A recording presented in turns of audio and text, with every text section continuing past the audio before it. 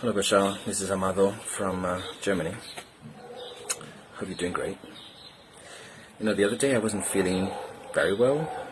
I was bogged down, I guess, in a spiral of negative thoughts. I couldn't get out of it. 2 hours later though, in a matter of 2 hours, my mood shifted. It rose.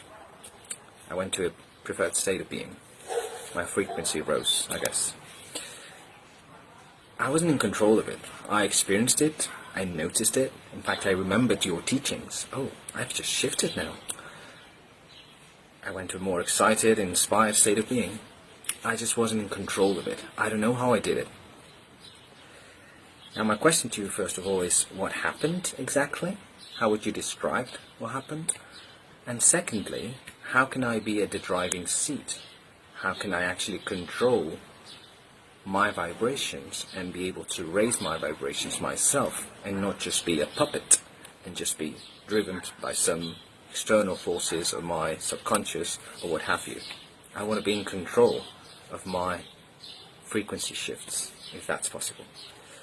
So thanks very much. That's my question. I hope you take care. You are in control, and you were in control just from a higher level. It was all right to go through that process. But the fact that you allowed yourself to come out of it is being in control. It's just that when you're in control from a higher level, it doesn't feel to the physical mind like it's controlling anything.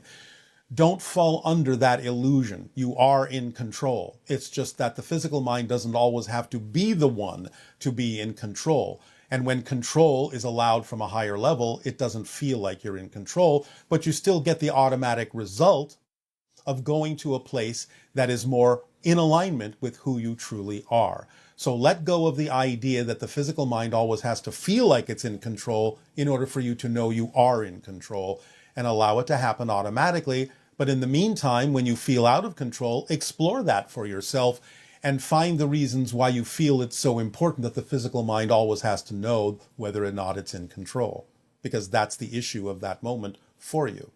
But because you have taken onto yourself some of the things we have shared, then you simply allowed it to function automatically for you, so you didn't necessarily have to feel like you were doing anything. You just know that it will work for you because it's now embedded within you on some level that will always pull you back into the positive side without you having to know physically in your mind that pleasant dream.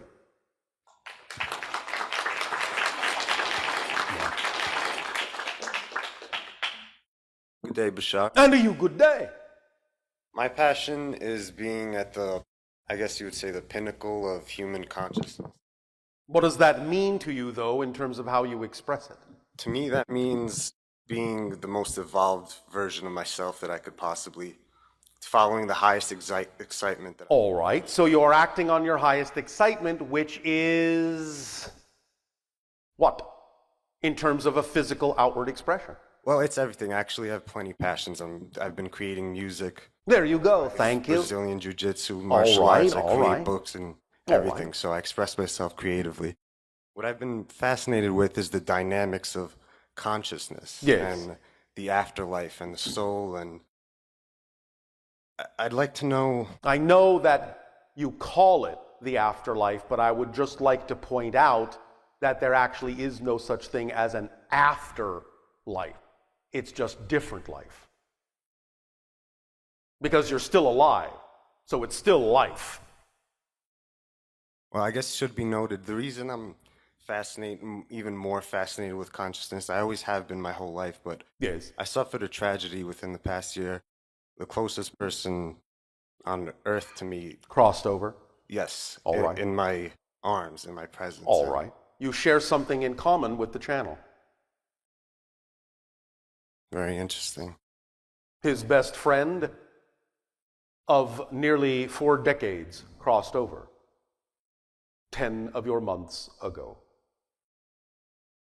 So I believe it was exactly. And her husband and her sister, all within the same year. Wow.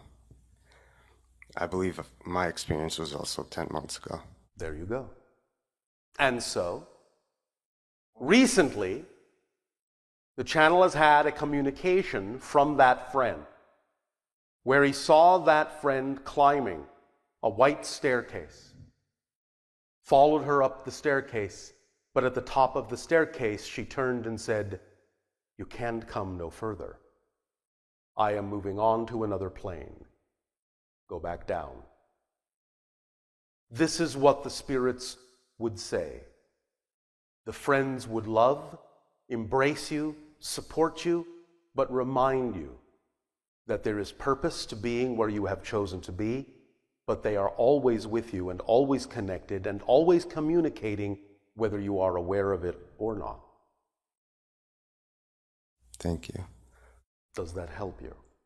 It helps me, but what confuses me is, my whole life, it's been, as soon as you become aware of something, it's a choice. It's no longer subconscious. And lately, it seems like the awareness hasn't been enough to set me free. I've been fascinated with the number 11, my first memory of my whole life. Number 11. And that's my synchronicity gauge every day of my life. Then why not see what happens in the upcoming month that is numbered 11 in your nomenclature? And see if some shift happens within your consciousness with regard to your connection to your friend. Well, a lot of things have been happening, and I kind of wanted to be in the right place for that time period. For instance, I don't understand how I can believe that there's not a dust particle in the universe that's out of place, and yet the awareness of that is not enough to set me free. For like some days I wake up and... Set you free from what? The identity of moving on through life as someone who lost the closest person in the world. It's perfectly evident every second of my life. Yes, but that is because you are defining it as a loss instead of an expansion in a different direction. How come sometimes I can look up and smile and be jealous and almost say, you got there first, like you're lucky? And how come? Because you are human. Because you have been brought up with a certain idea in a certain reality, and in many ways you are still part of the consensus agreement of your world. There is nothing wrong with grieving. You can allow yourself to let it be all right to grieve, because it is another process of transformation. You will come out of it as a different person. It's just that you're not out of it yet, but you will be. They will help you. I've been waiting for help because my best friend, we have a band and we've been making music for 9 years. And then, all his legacy, I feel I've consciously taken on the burden. I'm proud of it. It's not a burden. Right. It's not. Then why, I don't understand why I define it that way. That's all right. It's simply part of your grief and part of letting go of the old definitions. You're just doing it in a certain way. And even though in the spirit world they don't really wait for you, I'll just put it that way. Your friend is waiting to make different music with you. When you arrive at a certain place, that will happen, and you'll be able to receive what is being sent that you're not aware of now because of the grief. But when you let that go, when you shift sufficiently, you will see that there is new music that can be created between you in a different way. Thank you. It will occur. As you say, in your reality, just give it time. Is it possible that I was convinced fully that it did occur, and then upon following my excitement I was excited, I really was convinced that I let it go, and then it seemed like I stumbled while following my excitement, and then blamed the... But that's what excitement does, remember? Excitement exposes the idea of that which is not compatible within you with the excitement, so that you have an opportunity to transform it in your own way and at your own pace. So it's doing exactly what it needs to do. And from time to time, yes, you do shift back and forth between realities all the time.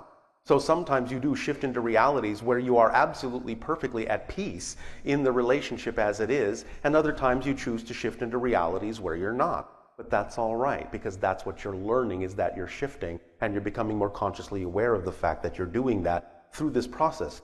And that's one of the beautiful gifts that your friend is actually giving you an opportunity to experience by having gone on ahead of you, is the opportunity to experience those ideas of how to shift into the reality you prefer more consciously. I understand that. Thank you. All right. Pleasant dreams to you. You will have more communication. and you will be fine.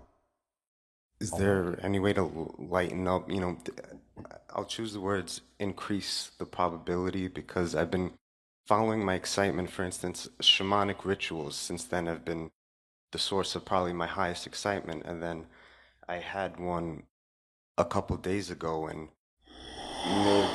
it was the most terrifying experience of my life. I believe you mentioned it yesterday, where some shamanic rituals are with the purpose of feeling what death is like. Yes. Maybe subconsciously I wanted to feel that, because I felt I was feeling exactly how he felt, and I was positive. Well, it's not so much you were feeling how he felt, but you're feeling the idea that you're not ready to transition.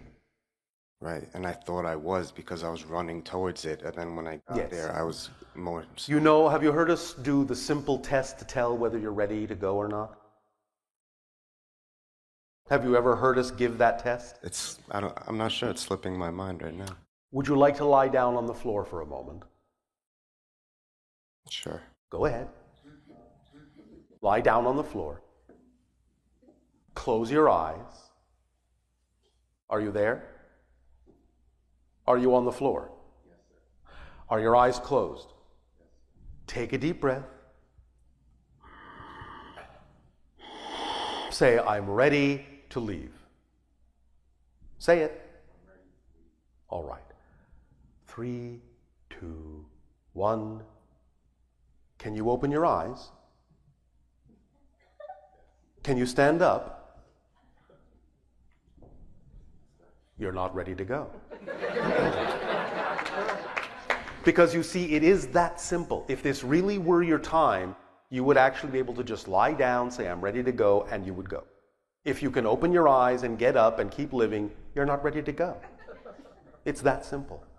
So there's just, I'm going to get rid of the last bit of doubt right now that it couldn't have happened against his will. No, not at all. The timing was chosen. Thank you. The personality may not remember that the timing was chosen, but the overall being chose the timing. And it was, in that sense, well orchestrated, musically speaking. Thank you. Thank you. Can you direct me in the way to understand more of the afterlife dynamics then of the process of, or is that not where, because that seems to be combining my fears and my highest excitement? Most individuals, and of course there will always be exceptions based on belief systems and based on what you've chosen to experience, but most individuals, when they arrive on the other side, will simply find that it's like waking up from a dream. Just as you have a dream, and in the dream it feels very, very solid and very real, but then when you wake up in your bed, it is simply a dream, and this feels like the reality. When you die, you will find it's like opening your eyes and going, oh, this is really me, and that was just a dream. You remember it fully. You learn lessons from it. You review it in what is called a life review to see what the consequences of your choices and actions were, and you expand your consciousness by absorbing all the lessons and consequences of the choices that you made in that life, and you take that experience, as you say, under your belt. And that's heaven?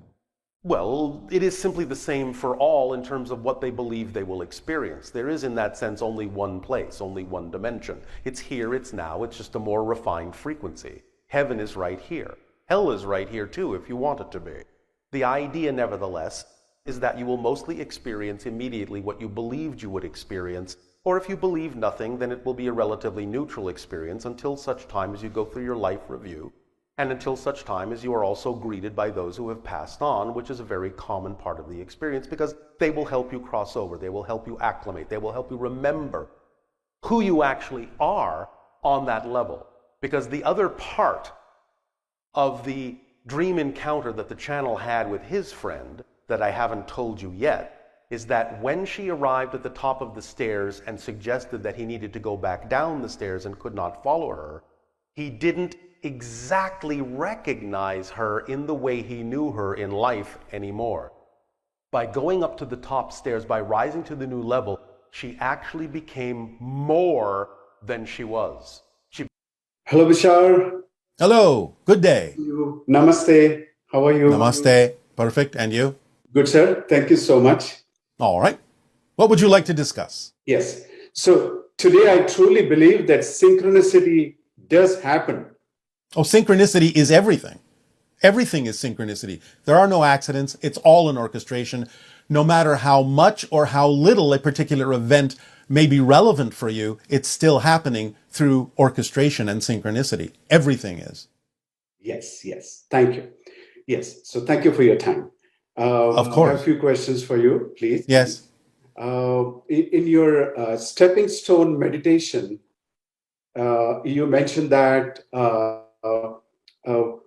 we don't move through the space. We just create our experiences, we reconfigure it, create a new configuration, and then as space and time moves through us. How does that happen? Can you please help me understand?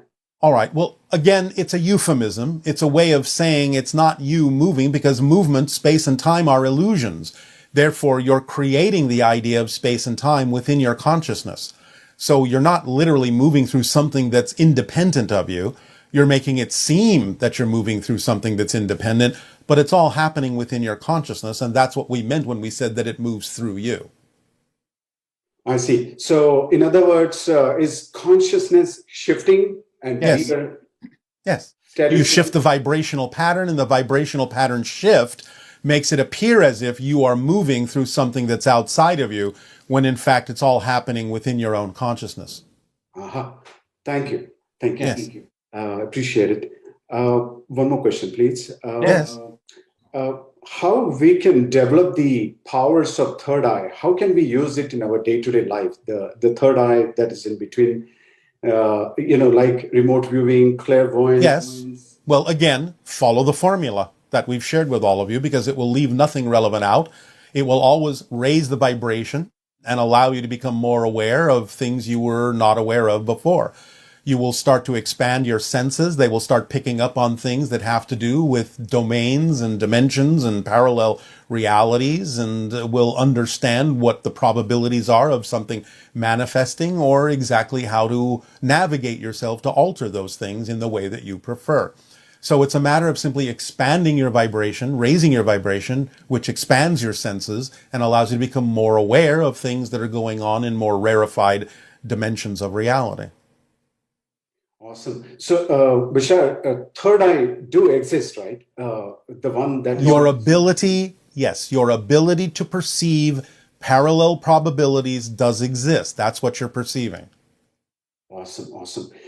One of the reasons I ask is, there are many modalities out there to read the etheric, your auras, and then I heard that auras sometimes get clogged because of whatever stress and all. So if we can perceive, we can see that, then there are ways to clean up. Well, again, it's about the person being willing to choose a particular permission slip that works for them. So all these things are just ways of describing when energy may be out of alignment, ways of perceiving when energy may be out of alignment with what a person's true vibration, their core vibration may be, and perhaps providing some interesting, synchronous, and creative way in which they will identify with a permission slip that will allow them to bring themselves back into alignment or heal themselves. Wow. So let's say when I'm doing that cleaning for someone else, the other person who is receiving that, aura cleaning, so that person is giving me, himself or herself a permission slip. Yes. That allows. Yes, you never heal anyone directly. You have to allow them to decide to align with the idea you're offering so that they will believe in it enough to heal themselves. Oh, my gosh. That is extraordinary. Thank you. Thank you for that. Yes. One more question, please, sir. Yes. How, the entire cosmos is, as you mentioned, the vibration.